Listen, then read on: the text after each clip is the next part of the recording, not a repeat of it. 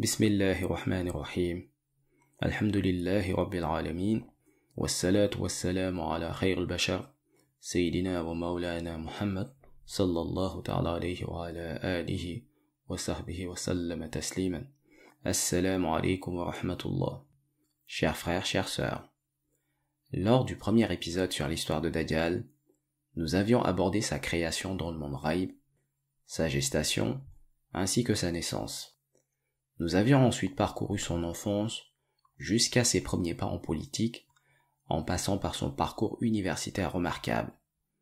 Aujourd'hui, dans ce second épisode, nous allons suivre sa progression au sein du parti Likoud et ses premiers combats politiques, sa rencontre avec son maître mystique, Iblis, jusqu'à son autoproclamation en tant que prophète Isa ibn Maryam. Âgé de 21 ans, Dajjal est nommé député à la Knesset, soit 4 ans après son admission au sein du cabinet du Premier ministre. Dajjal effectue son premier mandat à l'Assemblée, où son travail est loué par ses camarades du Likoud. Il siégera avec eux pendant 2 ans.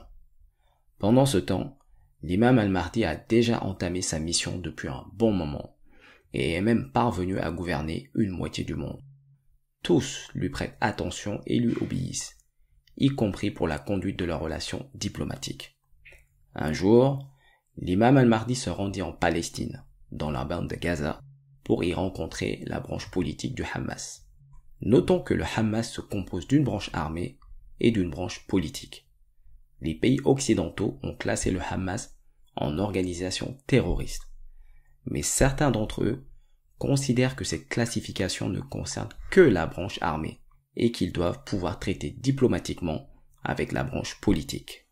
Parmi les fondateurs du Hamas, on peut en citer 2 qui étaient des martyrs et savants, Cheikh Ahmed Yassine et Abdelaziz al-Rantisi. L'imam al-Mahdi dispose de sa propre conduite en matière de relations diplomatiques. Le but de la rencontre entre l'imam al-Mahdi et la branche politique du Hamas est de discuter des intérêts de la Palestine et des conditions d'amélioration de la vie des habitants de la bande de Gaza. À l'issue de la rencontre, un protocole d'accord est convenu entre les 2 parties. Ce projet d'accord est ensuite soumis par l'imam al-Mahdi au premier ministre israélien lors d'une rencontre à huis clos à Jérusalem. Ce dernier accepte alors de faire voter ce projet à la Knesset où son parti est majoritaire. Notons que ce succès diplomatique de l'imam al-Mahdi sera possible grâce au pouvoir mystique qu'Allah lui a attribué. Le projet d'accord, entièrement favorable au peuple palestinien, est alors porté au Parlement par le Premier ministre. Celui-ci invite alors ses camarades de parti à voter en faveur du projet de loi entérinant l'accord conclu avec l'imam al-Mahdi. C'est alors que Dajjal s'opposa catégoriquement en déclarant que le peuple juif est supérieur à tous les autres.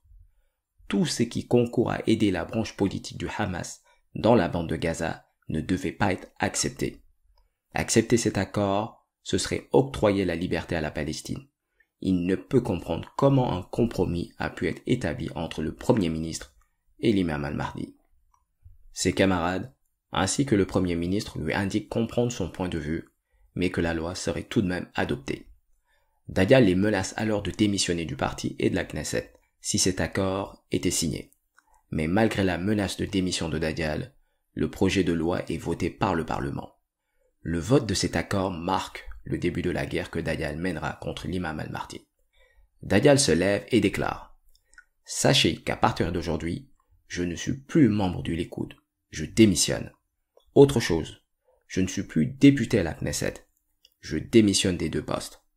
Pour ce qui lui reste, dès demain, je retournerai à Tel Aviv. Je rassemblerai mes sympathisants dans le parti et je ferai un discours devant eux pour leur dire ce que j'ai décidé de faire et où je compte aller. » Le lendemain, il retourne à Tel Aviv et décide le soir d'aller à la rencontre du leader du parti dénommé Front National Juif. Notons que ce jeune parti a été créé en janvier 2004. Il ne fait pas le poids face aux autres formations politiques, car n'ayant pas de représentants à la Knesset actuellement, en cette année 2020. Le leader du Front National Juif convie alors ses camarades de parti à cette rencontre avec Dajjal. Une fois chez le leader du parti, Dajjal déclare « Mon adhésion au parti Likoud s'est faite par l'intermédiaire d'un agent du Mossad qui m'avait trouvé à la synagogue Horva et m'avait convaincu de rallier le parti. Puisque mes camarades et moi, nous ne nous entendions pas sur le projet de loi voté avant-hier, j'ai présenté ma démission. Je pense que cette information vous est déjà parvenue. Le chef de parti confirme l'information et lui dit qu'il est même au courant de sa démission de la Knesset. Dajjal poursuit sur les raisons de sa visite. De la même façon que l'on m'a proposé d'adhérer au Likoud, je vous propose d'adhérer à votre parti, le Front National Juif, à condition d'en être le leader, car cette fois-ci, je ne veux pas être relégué au second plan, je veux diriger. Maintenant, c'est à vous de voir avec vos camarades de parti, si vous acceptez que je sois le leader du parti. Je peux adhérer tout de suite. Si vous n'acceptez pas, je vous laisse pour aller créer mon propre parti. Sachez que j'ai des sympathisants avec qui je partage la même vision. Car si vous avez bien vu, une bonne partie des députés de la Knesset n'ont pas voté ce projet de loi. L'autre point à savoir est que mon combat est d'imposer une domination du peuple juif à travers le monde. Car les lois votées actuellement ne bénéficient qu'à la Palestine. Maintenant, je n'écoute que votre réponse. Après consultation avec les membres du parti, le leader du Parti national juif accepte la proposition de Dajjal en tant que nouveau dirigeant et qu'une note à cet effet sera adressée à la presse. C'est alors que Dajjal, dans sa nouvelle fonction, invite ses camarades de parti à le rejoindre la semaine suivante à Tel Aviv pour un discours d'importance pour la survie de la formation politique. Pendant ce temps en Palestine, dans la bande de Gaza, le peuple et la branche politique du Hamas fêtent leur victoire suite au vote du projet de loi à la Knesset. Ils brandissent les drapeaux verts ainsi que le portrait de l'imam al-Mahdi. Ces événements victorieux sont diffusés en direct dans les médias internationaux. Ce qui a le don d'irriter davantage Dajjal, ce sont les accords conclus entre l'imam al-Mahdi et la plupart des dirigeants mondiaux. Accords qui concernent les États-Unis, la Chine, la Russie, ainsi qu'un bon nombre de pays européens. Ceux-ci permettent aux musulmans de ces États de pratiquer aisément les enseignements de la religion musulmane, la sunna du prophète Sayyidi Ahmed sallallahu alayhi wa sallam, et de vulgariser les enseignements coraniques. Des foyers de disciples de l'imam al-Mahdi s'organisent peu à peu à travers le monde. Des individus adhèrent en masse à la religion musulmane, apprenant le Coran et pratiquent la sunna avec comme socle fondamental la lumière de la salatul fatih. Dajjal, quant à lui, pense que ces accords et ces lois signées avec l'imam al-Mahdi relèvent d'un pur pouvoir mystique. Les dirigeants mondiaux ne les ont pas ratifiés en toute lucidité. Ils constatent que la domination et la gouvernance annoncées par l'imam al-Mahdi se dessinent progressivement. Il doit agir pour contrecarrer cette mainmise du Mahdi. Pendant ce temps, l'imam al-Mahdi effectue la quasi-totalité de ses déplacements entre les villes de la Mecque, Médine et Jérusalem. Dans cette dernière ville, la présence d'un bon nombre de disciples de l'imam al-Mahdi autour de la mosquée Al-Aqsa dérange Dajjal. D'autant plus que l'imam al-Mahdi occupe l'attention médiatique à travers le monde et que les accords qu'il a conclus sont en faveur de la religion islamique. Arrive la semaine prévue par Dajjal pour faire son discours. Devant ses sympathisants et camarades de parti, membres du Front National Juif, il déclare « Comme vous le savez tous, dorénavant, je suis le leader du Parti national juif. Vous connaissez aussi mon combat qui est la supériorité du peuple juif. Je me bats également pour faire bénéficier au peuple juif de tous les privilèges du monde actuel, mais qui sont en ce moment détenus en grande partie par la communauté musulmane. Le responsable de la situation est la personne que vous connaissez tous et qui utilise son pouvoir mystique pour faire signer des accords aux personnes sans qu'elles n'y opposent le moindre veto. C'est pourquoi je dis qu'il est temps de réagir, mais cette réaction doit se faire avec stratégie. Tout d'abord, nous avons déjà notre propre parti qui est le Front National Juif. Ensuite, je vais déplacer la base politique de ce parti à la ville de Lod, parce que, pour contrecarrer cette mission de l'imam al-Mahdi qui s'étend partout, il va falloir que je retourne à la source pour récupérer mon héritage mystique qui se trouve dans cette ville. Enfin, je tiens à ce que vous vous concertiez pour créer des associations et venir me soutenir dans ce combat qui est notre intérêt. Après ce discours, l'ancien leader du parti informe Dajjal qu'il a une belle et grande résidence dans cette ville, qu'il la met à disposition de leur nouveau leader politique. Il allie la parole à l'acte en remettant les clés de la résidence à Dajjal et l'invite à en faire sa propre résidence, sa propre base politique. Dajjal le remercie, ainsi que les sympathisants, et savoure la joie que lui procure leur engagement. À partir de ce moment, les adhésions au parti du Front National Juif se multiplient jusqu'à atteindre le chiffre de 70 000 membres. Dajjal se sent soutenu dans son combat. Âgé alors de 23 ans, ce dernier se prépare à rejoindre la ville de Lod la semaine suivante. Mais avant tout, il souhaite se départir de tout ce qui le lie à son ancien parti, le Likoud. Pendant son laps de temps, il projette de restituer biens et avantages que lui avait donné le parti au pouvoir, qui est le Likoud, à savoir appartements, véhicules et autres privilèges. Pendant ce temps, l'imam al-Mahdi devient la cible des agences de renseignement israéliens et américains. La CIA et le Mossad tentent chaque jour de l'assassiner malgré les accords signés avec leurs pays respectifs. Seulement voilà, ces tentatives d'assassinat sont toujours vouées à l'échec, car c'est Allah l'Omniscient qui protège l'imam al-Mahdi. Lorsque Dajjal a informé ses camarades de parti, à savoir le Front National Juif, de son voyage à la ville de Lod, l'ancien chef du parti lui indique qu'il allait le mettre en rapport avec son chauffeur, qui vivait avec lui à cet endroit, et qui connaît exactement l'emplacement de la villa. Il accepte la proposition. Le chauffeur vint alors le chercher avec une jolie limousine pour le conduire dans sa nouvelle demeure. À 15 km de l'arrivée, le chauffeur se tourna vers Dajjal et lui dit « Nous n'avons pas eu l'occasion de faire connaissance, mais je sais que les gens vous surnomment Massia, et que vous êtes notre nouveau leader. Moi-même, je suis membre du Front National Juif. Mon patron m'a demandé de vous conduire à Lod et de vous montrer la villa. Il m'a également dit que c'était maintenant la vôtre. » Dajjal lui réplique « Effectivement, il m'a même déjà donné les clés. Et comme il y a un jardin, je crois qu'elle est suffisamment spacieuse pour accueillir les futures réunions du parti. » Le chauffeur l'interpelle. « Mais est-ce qu'il vous a signalé le problème de la maison ?» Dajjal lui répond « Il ne m'a rien dit, mais je crois que la maison n'a pas de problème. » Le chauffeur lui dit « Le seul problème de la maison, c'est qu'elle est hantée. J'ai séjourné avec mon patron dedans. Mais on ne pouvait pas dormir la nuit, ni se reposer tranquillement la journée. Même lorsqu'on se mettait à table pour déjeuner, il y avait des êtres invisibles et maléfiques qui venaient tout saccager. Pendant la nuit, ils perturbaient notre sommeil. Je croyais pourtant qu'il vous en avait parlé, car c'est la raison pour laquelle nous avons quitté la maison pour aller vivre à Tel Aviv. Pourtant mon patron a investi des millions dans cette villa qui ressemble aujourd'hui à un palais. » Dajjal lui confie. « Il ne m'a pas informé de cela. Mais je crois que ce ne sera pas un problème. Personnellement, je n'ai pas peur des phénomènes, et si c'est ça le seul problème, ça ne m'ennuie pas. Et d'après ce que je viens d'écouter, tu ne sembles pas enclin à vivre avec moi dans cette maison. Heureusement, je préfère être seul, car même ceux qui me connaissent savent que je mène une vie de solitaire. Surtout que j'ai beaucoup de dossiers à préparer et des projets du parti à mettre sur pied et qui nécessitent de la réflexion. Tu pourras donc juste me déposer et repartir. » Le chauffeur accepta. Arrivé sur les lieux, Dajjal remercie le chauffeur qui s'en alla, et il conseilla à ses camarades du parti qui l'accompagnaient d'aller eux aussi trouver un autre logement, comme la maison était réputée hantée. Ils suivront eux aussi son conseil. Ainsi donc, Dajjal s'installa seul dans la maison.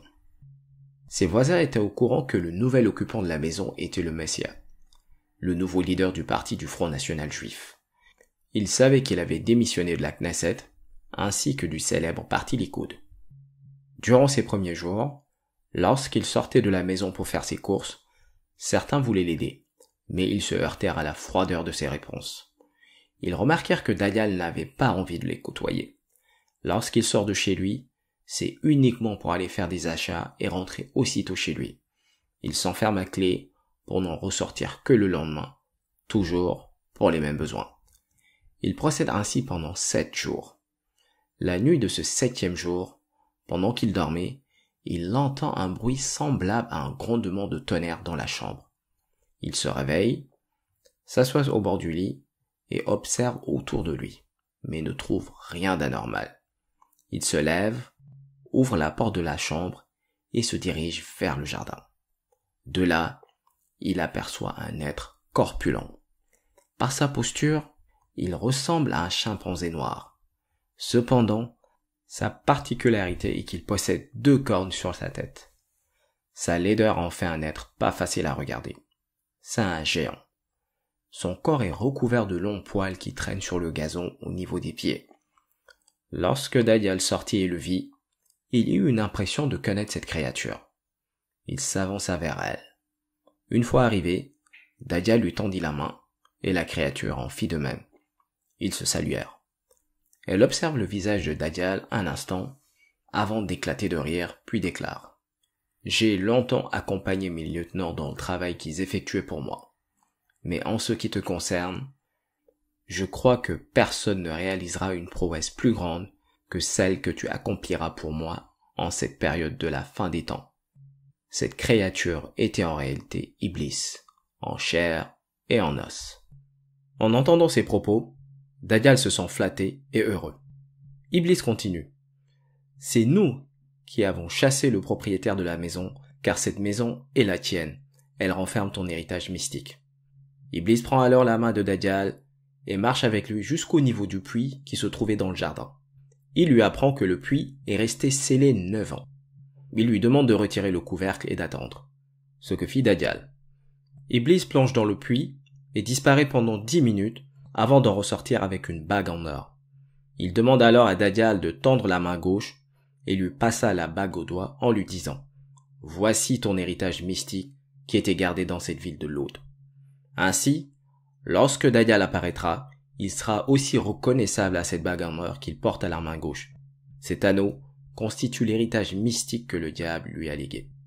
Dès qu'il eut l'anneau à son doigt, Dajjal sentit aussitôt son pouvoir augmenter.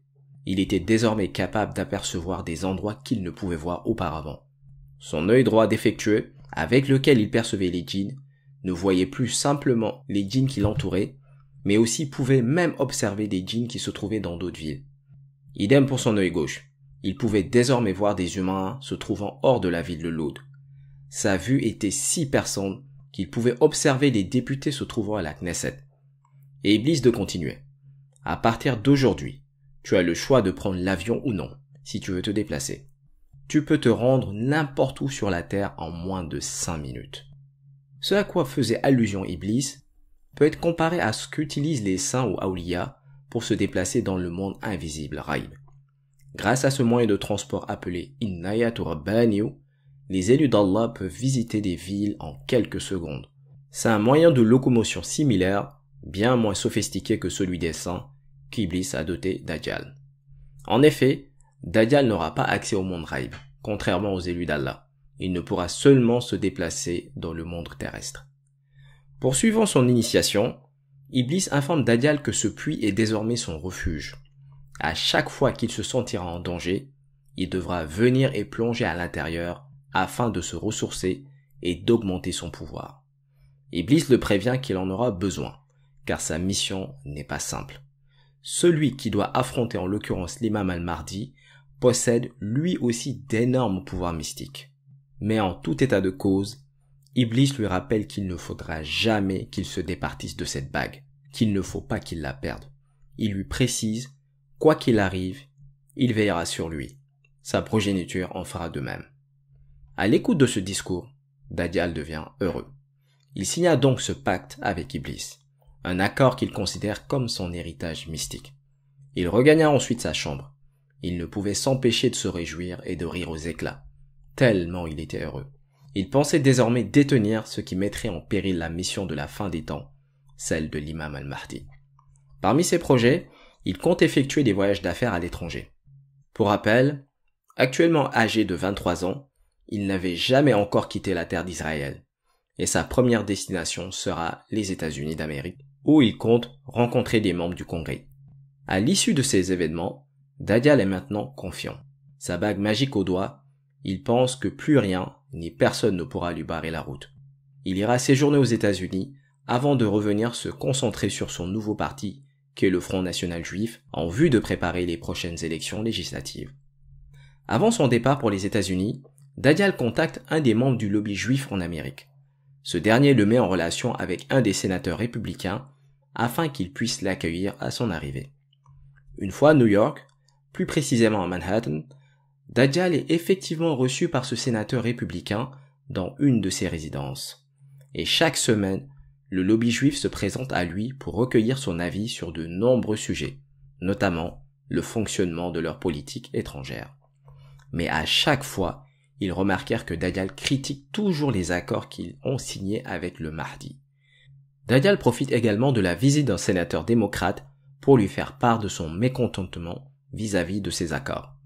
Mais le sénateur démocrate lui fait savoir que même si ces accords ne plaisent à personne au Congrès, il fallait comprendre que le problème du Mahdi ne doit pas être réduit seulement à un aspect religieux. En effet, il s'agit plus d'un problème d'ordre économique lié à la mondialisation. Le sénateur ajouta que plusieurs pays ont reconnu le Mahdi comme étant le Amirul Mu'minin, qu'ils ne prennent aucune décision sur leurs échanges économiques sans l'en informer au préalable. Ils ne signent aucun accord international sans obtenir son aval auparavant. Il termina en disant qu'il était dans leur intérêt de se ranger du côté de la majorité et d'accepter les accords déjà ratifiés par les pays alliés du Mahdi. À défaut, ils s'exposeraient à des sanctions telles que le boycott de leurs produits ou un embargo de leur part, ce qui pourrait à long terme faire chuter leur économie et engendrer de graves répercussions dans leur pays. Malgré les explications du sénateur, Dajjal reste campé sur sa position. En analysant cette posture, on constate que cette attitude est plus que raisonnable. En effet, l'imam al-Mahdi a réussi à fédérer autour de lui l'Arabie Saoudite, où il vit actuellement, l'Iran, l'Irak, la Turquie, l'Indonésie et le Pakistan. Il a réussi, malgré des idéologies différentes des uns et des autres, à les réconcilier autour d'une croyance commune en un Dieu et son prophète, et aussi autour d'une pratique religieuse commune et uniforme.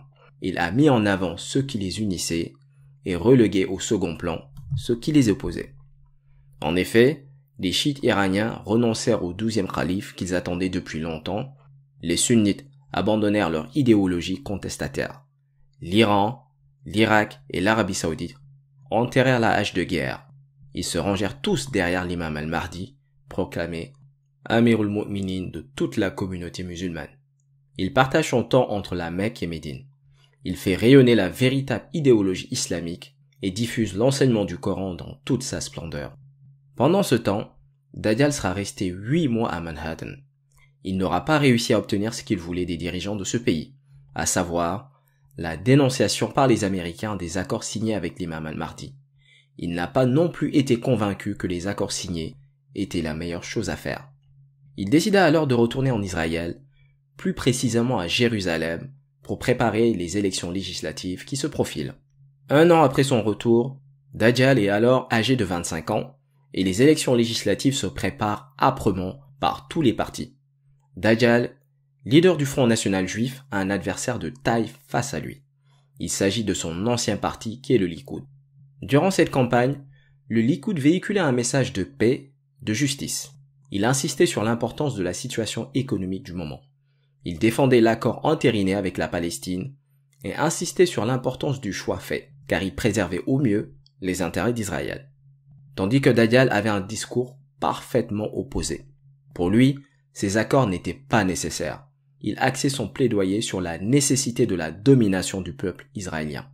Il ne fallait pas signer ces accords qui remettraient en cause la suprématie juive. Finalement, le peuple israélien élit les représentants du Likoud avec 50 députés contre 15 pour le Front National Juif. Ce résultat a suscité une grande déception pour Dajjal, car il s'attendait à avoir la majorité. Étant le leader de son parti, il va tout de même siéger à la Knesset, même s'il n'avait aucun pouvoir décisionnaire sur les accords et les projets de loi qui y seraient votés. Il assista impuissant à cette alliance entre l'imam al-Mahdi et le reste du monde. Les accords signés, provenant des pays arabes, bénéficiaient au monde musulman et défendaient les intérêts de la Palestine. Pendant 4 ans, Dajjal subit cet état de fait. Les prochaines élections législatives approchent alors qu'il n'est âgé que de 29 ans. Ses conseillers viennent le voir pour lui demander de changer de discours lors de la campagne électorale, s'il veut remporter les élections et obtenir la majorité. Le discours tenu lors des précédentes élections n'était pas du tout approprié. S'il persiste dans cette lancée, le parti risque d'essuyer un autre échec. Ils lui apprennent que même s'il n'y croit pas réellement, il faut dire au peuple ce qu'il a envie d'entendre. Dajjal leur répond qu'il allait y réfléchir, même s'il pense profondément qu'il n'allait pas suivre leurs conseils. Dajjal repense alors aux paroles d'Iblis qui lui avait suggéré de retourner dans la ville de Loud, précisément dans le puits d'où provenait sa bague en or, à chaque fois qu'il sentait ses pouvoirs amoindrir. Dajjal quitte alors Jérusalem pour quelques jours et se rend dans la ville de Loud. 2 jours s'écoulent sans que rien ne se passe. Le matin du 3e jour, Iblis lui apparaît et déclare: la stratégie que tu dois utiliser pour gagner les prochaines législatives est bien celle suggérée par tes conseillers. Il faut changer de discours et faire croire au peuple que tu crois en Dieu, même si ce n'est pas le cas, car effectivement, tu ne crois qu'en ta propre personne. Il faut t'auto-proclamer prophète. Il faut que tu prouves que tu es le Messie, comme les gens le pensent depuis ton enfance. Tu as simplement laissé qu'on t'appelle Massia, mais tu n'as rien fait pour que les gens croient que tu es le Messie. Dans la Bible, le Messie est annoncé. Des indications et des caractéristiques y sont fournies afin de le reconnaître. Ce que je veux, c'est que tu changes de comportement, de démarche et d'apparence. Il faut que tu trouves un manteau jaune que tu porteras. À l'aide de ta bague en or, use de la magie pour allonger tes cheveux crépus jusqu'aux épaules. Tu dois leur faire croire que tu es le prophète Isa. C'est ce que Dajjal revendiquera en premier, à savoir qu'il est le prophète Isa. C'est pour cette raison que le prophète sallallahu alayhi wa sallam le nommait Masih Dajjal, le Messie trompeur. Si tu adoptes cette stratégie, les gens se focaliseront plus sur ton statut de prophète plutôt que sur ton discours sur les accords signés avec le Mahdi. Dajjal décida alors de suivre les directives d'Iblis pour gagner les prochaines élections législatives. Après avoir indiqué à Dajjal la ligne de conduite à suivre, Iblis continua de le rassurer. Il lui déclara le soutenir dans sa démarche et qu'il fera tout ce qui est en son pouvoir pour lui apporter son aide. Dajjal retourna ainsi à Jérusalem, où il se procura un manteau jaune. Grâce à ses pouvoirs magiques, il rendit ses cheveux crépus lisses et longs jusqu'à ses épaules. Il y acheta également un âne.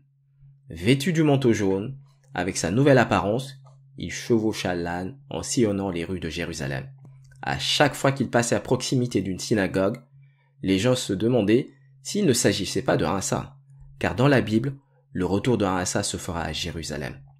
Isa est décrit dans la Bible comme étant un rabbin juif qui redonnera au peuple juif la gloire perdue au fil du temps. Il rétablira la domination des Juifs sur les autres peuples. Il mettra tout en œuvre pour sauvegarder les intérêts du peuple juif et du judaïsme. Ce qui est bien différent de ce qui est annoncé par les musulmans à propos d'Isa ibn Maryam, qui descendra à l'est de Damas et dont les détails de sa venue étaient expliqués par le prophète sallallahu alayhi wa sallam. Dajjal commence à attirer l'attention, et des gens se mettent à le suivre. Ils se posent toutes sortes de questions à savoir qui est cet homme réellement. On entend la foule murmurer Isa, Massia. La foule continue à le suivre jusqu'à un endroit où il décide de s'arrêter. Il descend de l'âne et leur déclare: vous m'avez longtemps appelé Massia, depuis ma plus tendre enfance. Si je ne vous ai jamais avoué que j'étais le prophète Isa, c'est parce que ce n'était pas le moment opportun. Maintenant, l'heure est venue de vous le prouver et de vous montrer que votre sauveur est arrivé.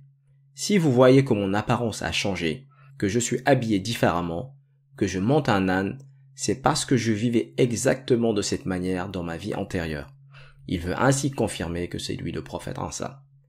Il signifie au peuple juif que non seulement leur sauveur est arrivé, mais également le sauveur de l'ensemble des peuples opprimés.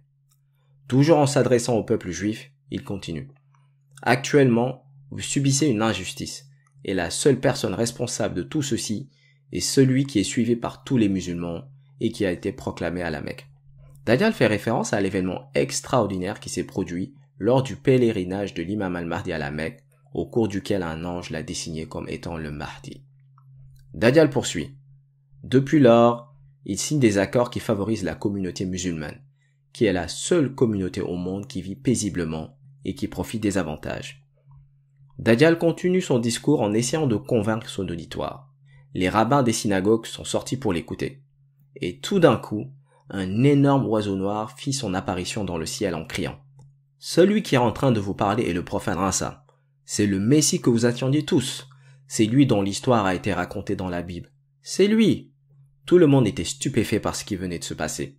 En réalité, Cet oiseau n'était autre que Iblis, venu apporter son aide à Dajjal, comme il le lui avait promis. À la vue de cet oiseau, Dajjal souleva sa main comme pour confirmer qu'il s'agissait là d'une preuve par rapport aux propos qu'il venait d'avancer. Il continua. Et pourtant, c'est bien la même chose qui s'est passée à la Mecque avec cette personne qui est suivie par tout le monde musulman. La même scène s'est donc passée ici à Jérusalem, ce qui prouve que je suis le prophète Isa. L'auditoire commença à se questionner.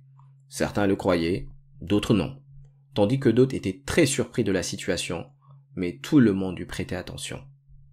Pendant ce temps à Médine, l'imam al-Mahdi et ses compagnons jeûnaient en ce 10e jour du mois de Muharram.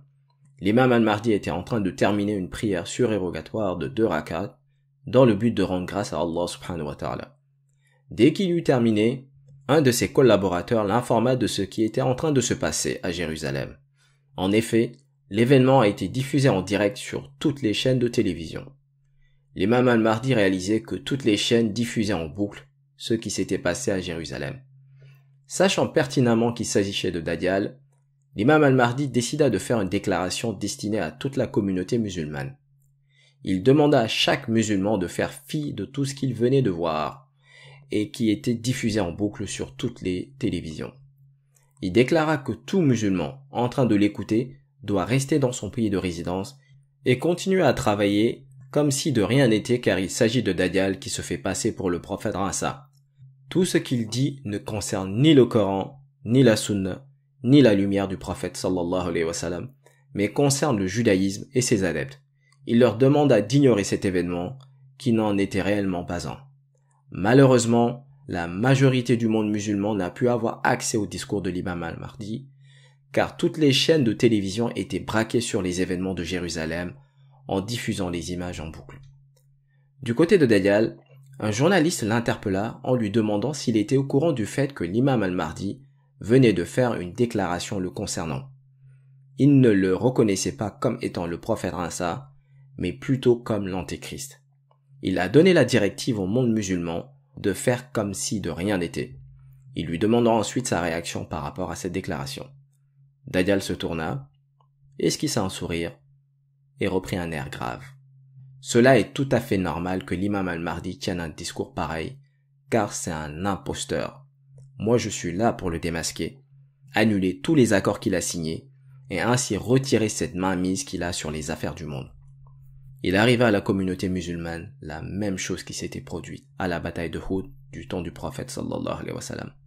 En effet, dès l'instant où l'imam al-Mahdi a confirmé que cet homme était l'antéchrist, la majorité des musulmans a ignoré des directives et s'est tournée vers la Mecque ou Médine, car elle avait entendu dire que Dajjal n'entrerait pas dans ces deux villes.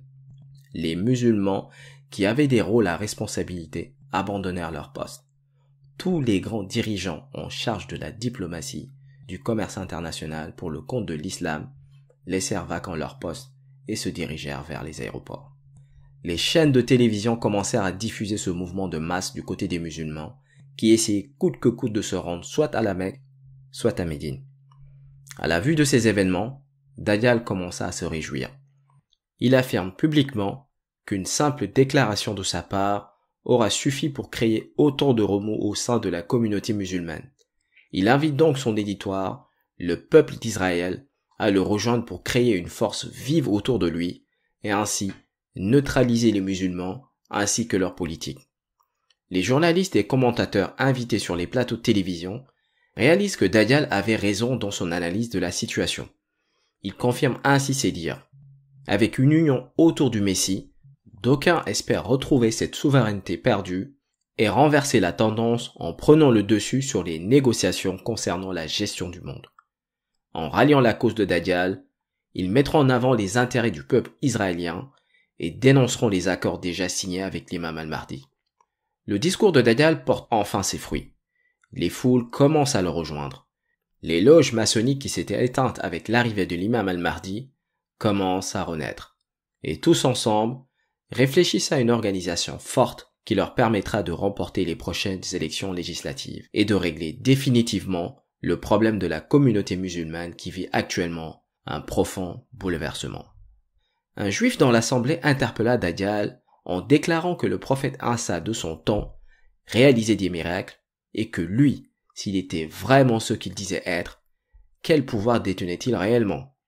La seule chose inhabituelle qui s'était produite jusque-là était l'apparition de cet oiseau noir. Dajjal lui répondit que cela était facile à prouver. Il désigna un enfant dans la foule et lui demanda de se rapprocher. L'enfant arriva à la hauteur de son âne. Il souleva sa main gauche avec la bague en or, murmura des paroles et sa main se transforma en sabre. Il s'en servit pour couper la tête de l'enfant. La foule prit peur et voulut s'enfuir. Mais Dajjal la rassurant en lui demandant de rester calme. Il demanda qu'on lui redonne la tête ensanglantée, qu'il reposa sur le cou de l'enfant en prononçant une formule. Aussitôt, l'enfant se mit à rire. Suite à cet événement, les Juifs confirmèrent qu'il s'agissait bien là du prophète Isa, qui était revenu parmi eux. Chers frères et sœurs, nous arrivons au terme de cette seconde partie de l'histoire de Dajjal. Dans le troisième épisode, nous aborderons l'affrontement entre l'imam al-Mahdi et le faux messie, l'attitude du monde musulman et de ses conséquences. Ce récit est extrait des enseignements de notre honorable guide Qutbul Aqtab al-Kabir. Merci pour votre attention et à bientôt sur votre chaîne Les Enseignements du Mardi. Assalamu alaikum wa rahmatullahi ta'ala wa barakatuh.